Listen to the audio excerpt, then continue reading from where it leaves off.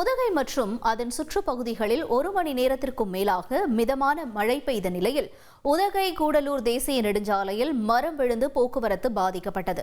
கூடுதல் விவரங்களோடு செய்தியாளர் வில்லியம் இணைகிறார். கேட்கலாம். வில்லியம், வணக்கம்.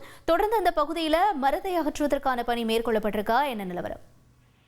வணக்கம். நீலகிரி மாவட்டம் உதகை, குன்னூர், கோத்தகிரி உள்ளிட்ட பகுதிகளில் கடந்த சில நாட்களாக காலை மற்றும் மாலை நேரங்களில் சாரல் மழை பெய்து வந்தது. இந்த நிலையில் இன்று உதகையில் மதியம் சுமார் 1 மணி அளவில் மிதமான மழை கொட்டித்தீர்த்தது. இந்த மழையின் காரணமாக உதகை, கூடலூர், மைசூர் தேசிய நெடுஞ்சாலையில் ராட்சத மரம் விழுந்து போக்குவரத்து பாதிக்கப்பட்டது. உடனடியாக அங்கு சென்ற தீயணைப்பு துறையினர் அந்த மரத்தை அப்புறப்படுத்தி தற்பொழுது போக்குவரத்தை சீர் செய்தனர்.